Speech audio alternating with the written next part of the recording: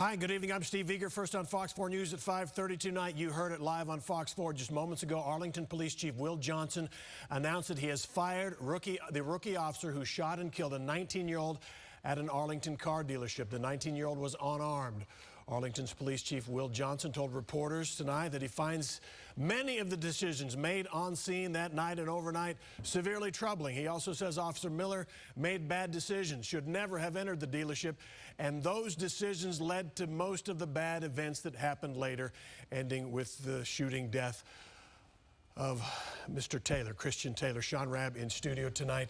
I think we're both shocked at how clearly and concisely the chief of the Arlington Police Department expressed not only his concerns but his serious problems with what his officers did on scene that night. Including, as he said clearly, at the moment, as of right now, with what he knows, he has serious concerns about the decision to use deadly force on the morning of August 7th. But what we know most, Steve, is that the problems all began with the poor decision-making of Brad Miller to make entry into that building. As we heard the chief tell us, those responding officers should have established a perimeter, created an arrest plan, wait for an entry team. Brad Miller left his training officer, Corporal Dale Wiggins. And their assignment was to be on the outside of the building. On the west side of the building. Should have never been inside the building. And I think the main thing is, it sounds like from his description, a complete communication failure between many officers on scene. So Corporal Dale Wiggins stopped to speak to the female officer who had encountered Christian Taylor through the glass door. Yes. At that moment, of course, his partner was with him, but then Brad Miller made the decision to move further down. He discovered the entryway on the west side of the building and entered the building. Mistake. Wiggins doesn't know where he is. He does not know. He did not tell his FTO that he was going to move forward. He's in the building. He sees at that point so let's listen to... Yeah, we have this moment in the news conference when he talks about this. Yes, let's listen to the chief talk about this.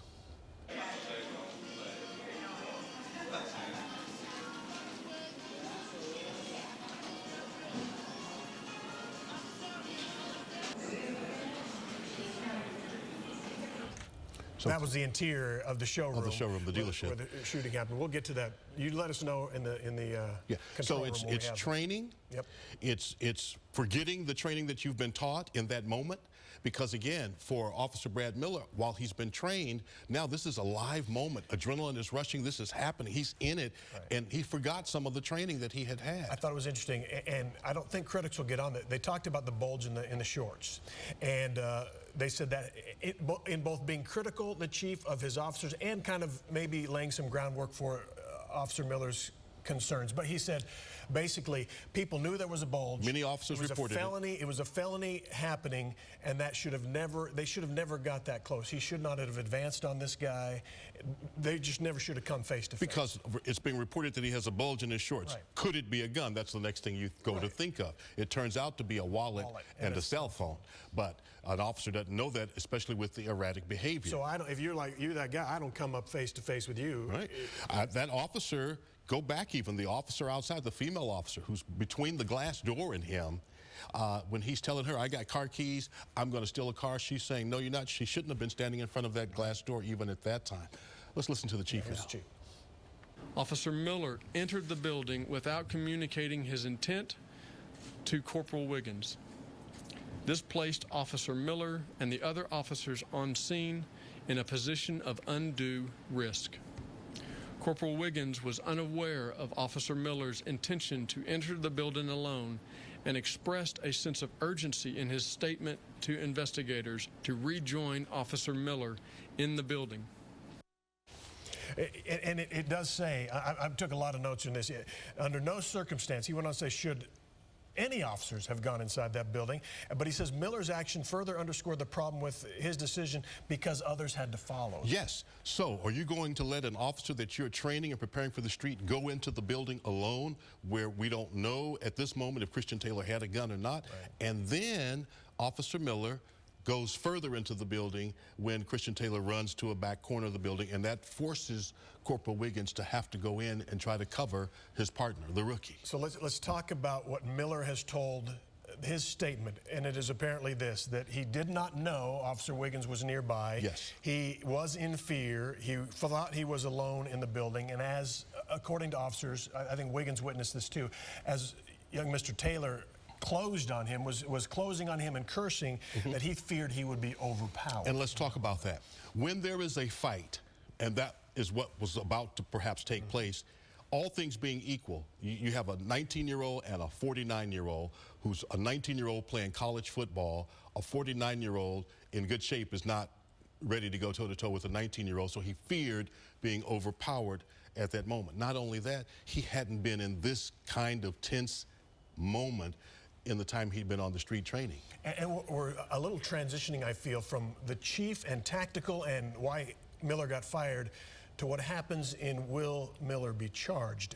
And did he have a reasonable, that's the things that the courts look at, did he have a reasonable fear of being overpowered? It's, you know, you don't want to really speculate on a grand jury, but again, heretofore, historically, very few police officers have been indicted in situations like this. Someone is charging you, you don't necessarily need to have a weapon in order to overpower and hurt, cause bodily harm or worse. It is interesting, and I don't think the chief's statement will matter toward that grand jury investigation, but he says he has serious concerns about the decision to use deadly force. He did say that. Grand jurors may not share that, but when a chief says that, that's somebody who knows how it works. And so through the chief, what we know, and even what we reported yesterday, is that the field training officer, Dale Wiggins, opted to use the taser. He actually thought the popping, the first shot, was Miller using his taser. Miller using his taser. He said such to investigators in his witness statement.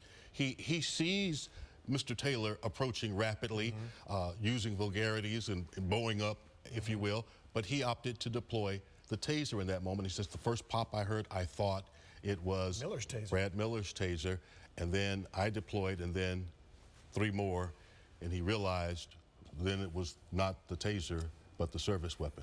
And he said, after he heard the pop, he deployed his because that Taylor was still closing on Miller, and then Miller fired 3 more times. It is to Chief Will Johnson's credit, if you'll let me say this, he was very open, I think, in what we heard from him today. I don't know what else he did not share with us from that investigation, but he was very open about the facts, the timeline, which we were kind of on yesterday, that 2 minutes and 11 seconds. Now we know what was happening inside during that 2 minutes and 11 seconds. As Brad Miller had gone in further, Brad Miller was confronting him. This quote-unquote confrontation was playing out. Young Mr. Taylor approaching him, and so much so in that moment, seeing this guy coming at him, he didn't even realize that Corporal Dale Wiggins was 4 feet away from him and had come into the same area. Okay, so that's what's happening right now. There's going to be a lot more coverage throughout the evening. Obviously, this is a big story that's developed, and we're talking 2 things now. Miller's been fired by his police chief, and the chief has laid out all his concerns, why he made that decision. There may be more reprimands and personnel decisions based on other officers' behavior out there. I think we'll see some changes in training. And tactically. And then the criminal case. What Miller was thinking, what he did, were those actions warranted? That'll be decided by a grand jury. It will. But for the protesters and demonstrators who even on yesterday were calling for Brad Miller to be fired. He laid it all. He laid out the case. Yes. Right. And certainly people have to say there has been a quick response from early Friday morning until now 5 o'clock on Tuesday, a quick response. Okay, Shaun, we're going to wrap it up, take a break. We will continue to cover this, obviously. It's a big story of the evening. We'll have more throughout our evening coverage on Fox 4 News at 5:30 now, if anything develops, 6 o'clock, and Fox 4 News at 9 and 10 too. Shaun, Rabb, thank you. All right. Right back.